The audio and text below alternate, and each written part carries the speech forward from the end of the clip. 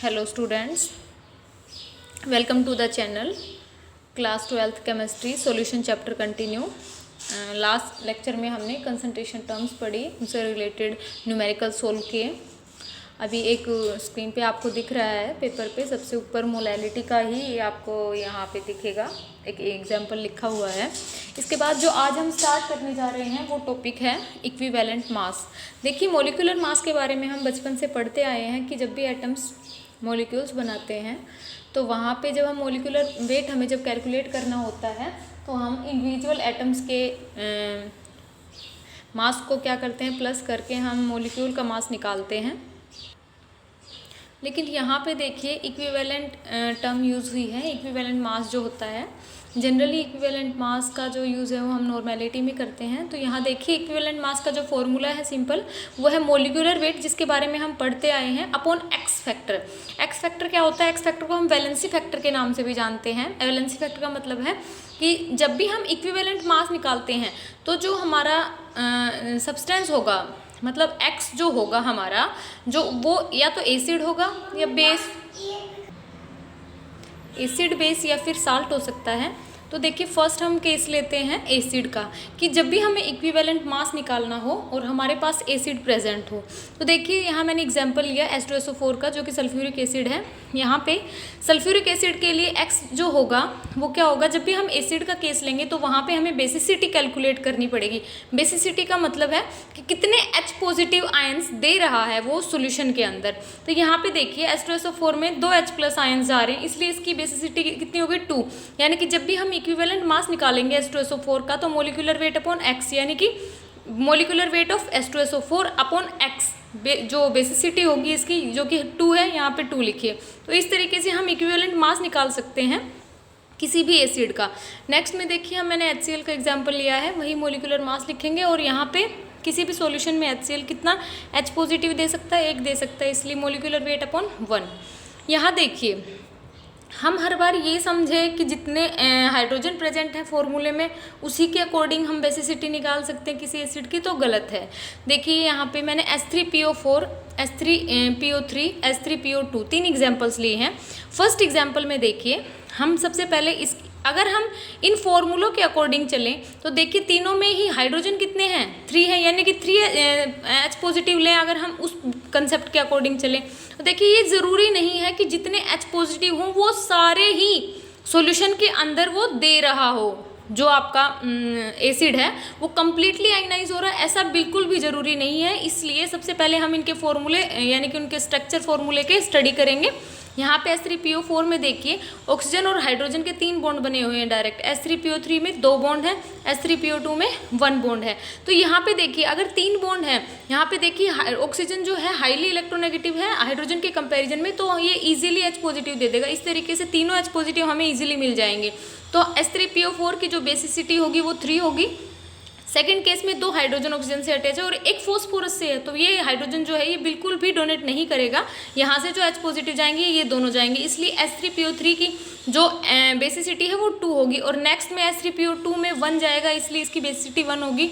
इन structure को देख के हमें ये तो आइडिया आ ही गया है कि जितना भी H पॉजिटिव होगा उतनी ही बेसिसिटी नहीं होती है किसी भी एसिड की, यानी कि वो कम्प्लीटली आयनाइज नहीं हो सकता. ऐसा हम नहीं लेके चल सकते कि कोई भी एसिड है वो कम्प्लीटली H पॉजिटिव आयन दे देगा सॉल्यूशन में. तो ये बहुत सारी चीज़ें हैं जो हमें स्ट्रक्चर से पता लगेंगी यहाँ पे.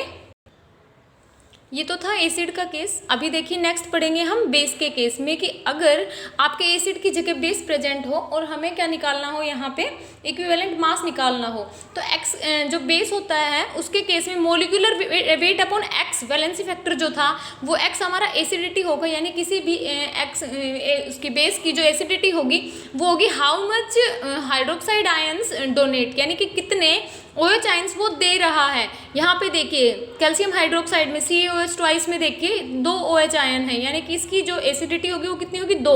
इसका जो इक्विवेलेंट मास होगा वो कैसे निकालेंगे, molecular weight upon x. X यानी कि एसिडिटी. एसिडिटी क्यों यूज़ करी यहाँ पे, क्योंकि हम बेस का केस पढ़ रहे हैं.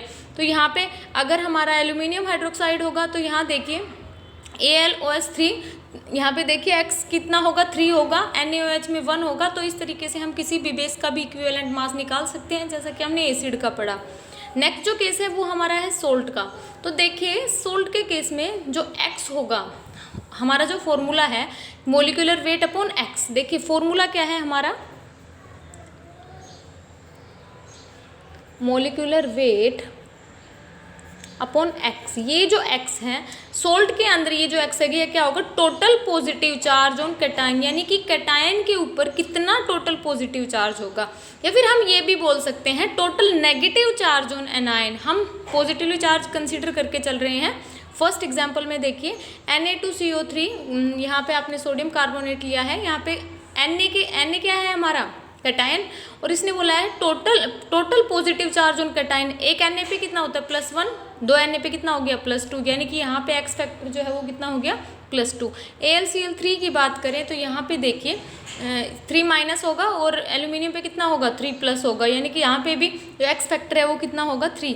इसी तरीके से Al2SO4 थ्राइस में भी देखिए एक्स की कितनी हो गया, एल्यूमिनियम पे 3+ होता है, 2 एल्यूमिनियम है तो कितना हो गया +6, तो एक्स फैक्टर कितना हो गया 6। नेक्स्ट में मैग्नीशियम सल्फेट में MgSO4 पे देखिए Mg2+ चार्ज कैरी करता है, तो यहाँ पे x की वैल्यू कितनी हो गई 2। तो इस तरीके से हमारा जो एसिड का केस हो या बेस का केस हो या सोल्ट का केस हो, तो वहाँ पे हम x फैक्टर यहाँ पे कैलकुलेट करके और वहाँ पे हम इक्विवेलेंट मास इजीली निकाल सकते हैं।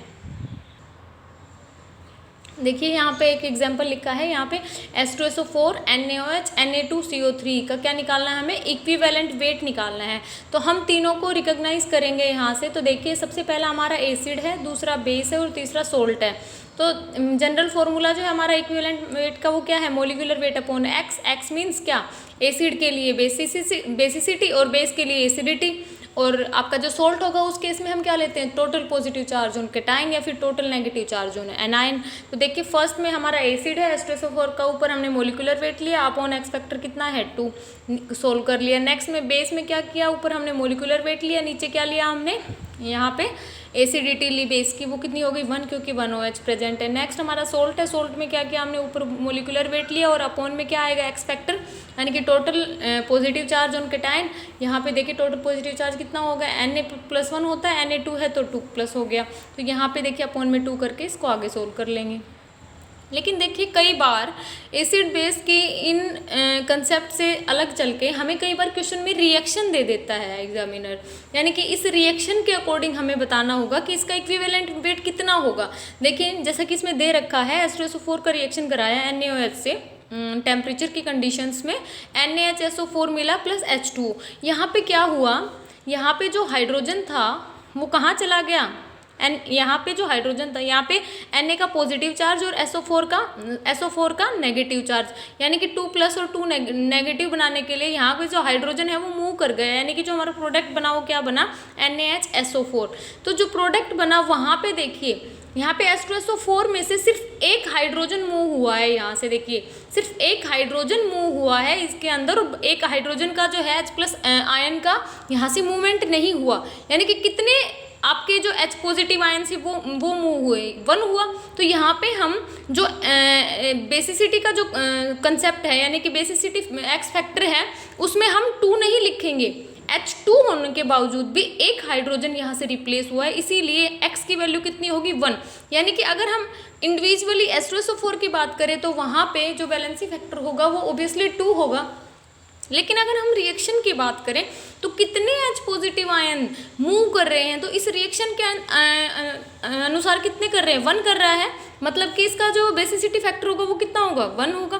तो जब हम इसका इक्विवेलेंट वेट निकालेंगे तो ऊपर मोलिकुलर वेट ऑफ H2SO4 होगा अपॉन एक्स फैक्टर 1 होगा, क्योंकि एक हाइड्रोजन आयन ही यहाँ से मूव हुआ है। अगर दोनों डोनेट कर देता तो 2 ही होता, लेकिन यहाँ पे कितना हो रहा है 1 हो रहा है, इसलिए x की वैल्यू भी कितनी होगी 1।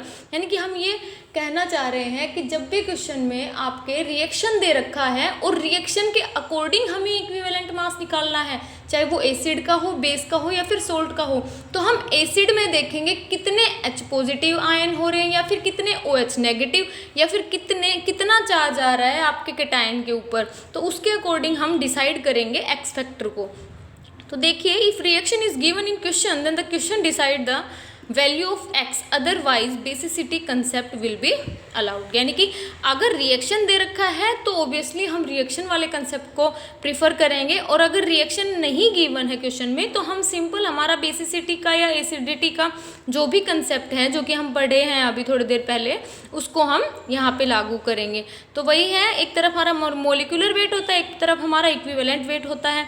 जब भी हम मोलिकुलर वेट को पढ़ते हैं तो उसमें क्या करते हैं, नंबर ऑफ मोल्स कैसे निकालते हैं मोलिकुलर वेट के अंदर, जैसे कि हम बहुत टाइम से पढ़ते आ रहे हैं कि number of moles is equals to mass upon molecular weight. और जब भी हम इक्विवेलेंट वेट निकालते हैं तो नंबर ऑफ ग्राम इक्विवेलेंट निकलता है, यानी कि मास अपॉन इक्विवेलेंट वेट। दोनों में सिर्फ क्या फ़र्क है, यहाँ पे मोलिकुलर वेट के केस में मोलिकुलर वेट आएगा और ग्राम इक्विवेलेंट के केस में ग्राम इक्विवेलेंट, क्योंकि यहाँ पे नंबर ऑफ मोल्स निकल रहे हैं और यहाँ पे नंबर ऑफ ग्राम इक्विवेलेंट्स निकल रहे हैं। तो जब भी हमें ग्राम इक्विवेलेंट्स निकालने होंगे, यानी कि नंबर ऑफ ग्राम इक्विवेलेंट्स निकालने होंगे, तो पहले हमें इक्विवेलेंट वेट चाहिएगा उसका, उसके बाद ही हमारे नंबर ऑफ ग्राम इक्विवेलेंट निकलेंगे।